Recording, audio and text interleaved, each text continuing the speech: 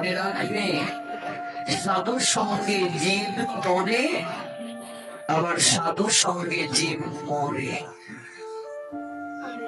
এ আবার কেমন কথা গো? যদি আমরা সাধুর সঙ্গে সেই সাধু নৈকট্যে ভগবতের নৈকট্যে অপরাধ করি, অপরাধটা অত্যন্ত কঠিন একটা কার্য বলে বিবেচিত করেছেন আচার্য। পাপের প্রায়শ্চিত্তের বিধান আছে গো, কিন্তু অপরাধের কখনো প্রায়শ্চিত্ত নেই। পাপকে প্রায়শ্চিত্ত দ্বারা নির্মূল করা যায়, কিন্তু অপরাধের কখনো প্রায়শ্চিত্ত হয় না। আমরা ভগবানের কথা শ্রবণ করতে যখন আসি, যখন আমরা বসি, সেখানে আমাদের অনেক কিন্তু কল্যাণ হয়। নামামৃত আমরা সাধন করছি, প্রেমামৃত আমরা সাধন করছি, কিন্তু আমরা তার সঙ্গে অপরাধ মদ পান করছি। আমরা দুগ্ধ পান করছি, সঙ্গে মদ পান করছি, অপরাধ রূপ মদ। দেখুন এটা হচ্ছে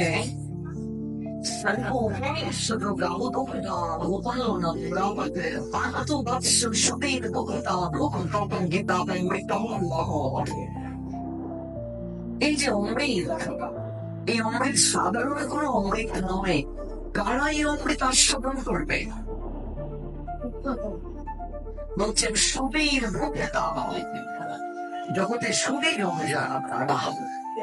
পরীক্ষিত মহারাজ যখন এই ভাগবতের কথা অমৃত আস্বাদন করতে বসেছেন, তখন স্বর্গ থেকে দেবতারা অমৃতের ভাণ্ড নিয়ে নেমেছেন।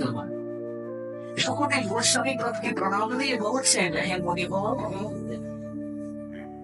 হে মহাত্মা, হে আচার্য, আপনি কৃপা করে এই অমৃত পরীক্ষিতকে আস্বাদন করিয়ে দেন, আর তার বিনিময়ে এই ভগবানের কথা অমৃত আমাদের আস্বাদন করিয়ে দিল।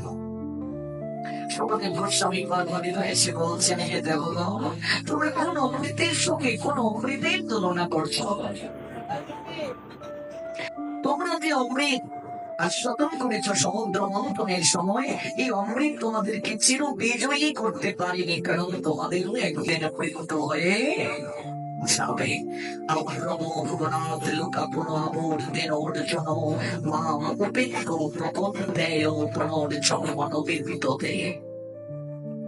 এই লোক থেকে ব্রহ্মলোক পর্যন্ত যত লোকেই তুমি যাও না কেন অর্জুন, সকল লোক থেকে তোমাকে ফিরে আসতে হবে। একমাত্র ভগবানের চরণ প্রাপ্ত না হলে বারবার আসতে হবে, যেতে হবে। যদি তোমরা এই অমৃতের সঙ্গে ভগবানের কথা অমৃতকে তুলনা করছো, এই অমৃত কখনো তোমাদেরকে আস্বাদন করানো যাবে না, বিনিময়ে করিয়ে দেয় ভগবান।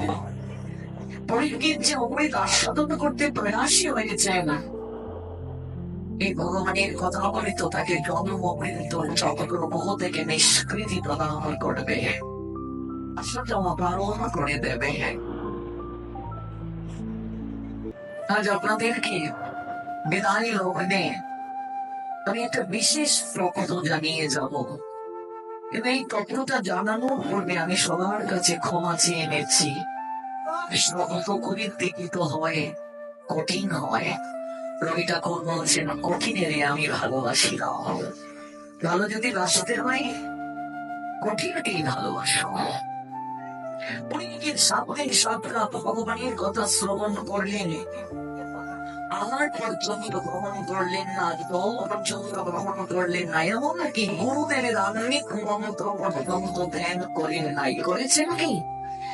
ওদের কোন জায়গায় লেখা আছে যে একটু বিরতি দিয়ে পরীক্ষিত মহারাজ সুখমণির কাছ থেকে সময় নিয়েছেন যে একটু বিরতি দিন, আমি আন্নিকটা করবো, ধ্যান মন্ত্রটা করবো, মন্ত্র স্মরণ করবো, কিংবা আরতির সময় কি সময় চেয়ে দিয়েছে? জানেনি। একজন শিক্ষিত ব্যক্তি যদি 3 সন্ধ্যা মিস করে 3 দিন না খেয়ে সূর্য দর্শন করে তাকে প্রায়শ্চিত্ত করতে হয়, অথচ সেই পণ্ডিত মহারাজ 7 দিন 7 রাত ভগবানের কথা শ্রবণ করলেন, সেখানে তিনি মন্ত্র স্মরণ করলেন না, ত্রিসন্ধ্যা করলেন না, আরতি পর্যন্ত করলেন না, তাতে কি অপরাধ হয়েছে তার? পণ্ডিত মহারাজের জন্য বৈকুণ্ঠ থেকে রথ নামল। সিদ্ধান্ত দিলেন আমাদেরকে, যখন ভগবানের কথা শুরু হয়ে যাবে, মা তিলক দিতে হবে না, তুমিও বসো, মনোযোগ নষ্ট হবে, বসো, তিলক লাগবে না, বসো।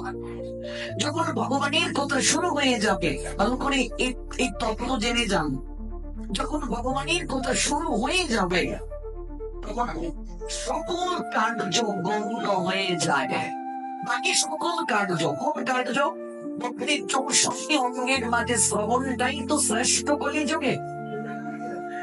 শ্রবণম কীর্তনম বিষ্ণু শরণম পাদ শ্রাবণম অর্চনম বন্ধনম দাসম সকম নিবেদনম ইতি পুংসার্পিত বিষ্ণু প্রতিষ্ঠান লক্ষণ ক্রিয়েতে ভগবন্তদা ব্রহ্মলুহদীত উত্তমম সকলম স্কন্দ পঞ্চম অধ্যায় শ্লোক সংখ্যা 23-24। 18,000 শ্লোকের মাঝে 2টো শ্লোক বললাম। এখানে শ্রবণটাকে শ্রেষ্ঠ বলা হয়েছে। নববিধা ভক্তির মাঝে শ্রবণ শ্রেষ্ঠ। হতো জীব ভগবানকে ডাকতে পারবে না, ডাকার সামর্থ্য তাদের নাই। কতটুকু তার সামর্থ্য আছে? মহানামব্রতজি তার উদ্যম সন্দেশে একেবারে প্রথম অংশে জানালেন, বোঝালেন জীব কতটুকু ডাকবে তুমি ভগবানকে। এত সুন্দর করে মহানামব্রত দৃষ্টান্ত দিলেন। ভাবুক যারা, যাদের চিত্তে একটু কেবল ভক্তি আছে, তাদের হৃদয়টা গলে যাবে তারই লেখা পড়ে। বলছেন যে তুমি কতটুকু ভগবানকে ডাকবে, ডাকার সামর্থ্য আছে তোমায়? তোমার ক্ষীণ কণ্ঠের আওয়াজ পৌঁছবে নাকি ওই মুরলীধরের কর্ণে?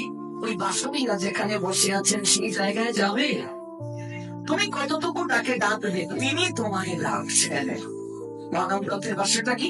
তিনি তোমায় ডাকছেন, তুমি কেবল কান পেতে শ্রবণ করো।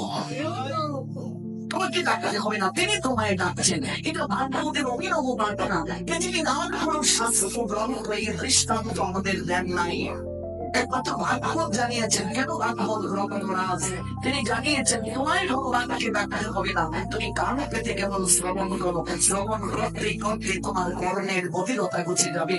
ওই বাঁশির সুর শুনে যারা সকল কিছুকে ব্যঙ্গ করে চলে গিয়েছিল বাঁশরীর চরণে, ওই তাদের গুণ মহিমা লীলা কথা শুনতে থাকো, তাদের তত্ত্ব মহিমা শুনতে থাকো।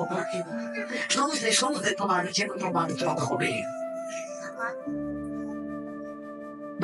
সিদ্ধান্ত দিলে ভগবানের কথা যখন শুরু হয়ে যাবে, সকল কার্য গৌণ হয়ে যাবে।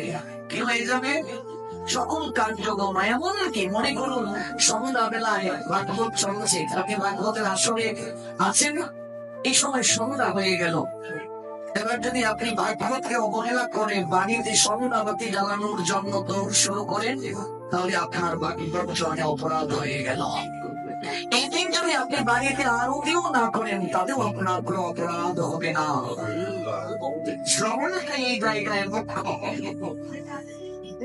শ্রবণটা কিভাবে? শ্রবণবান অনুশোচ শ্রীণবান অপি জ্ঞান নরহ সকপি ভক্ত সুবান লোকান রবীন্দ্রবান পূর্ণা কর্মণাম। শ্রবণের সঙ্গে যে ব্যক্তি কথা শ্রবণ করবে, নর মানে মনুষ্য, যে মনুষ্য শ্রদ্ধার সঙ্গে শ্রবণ করবে,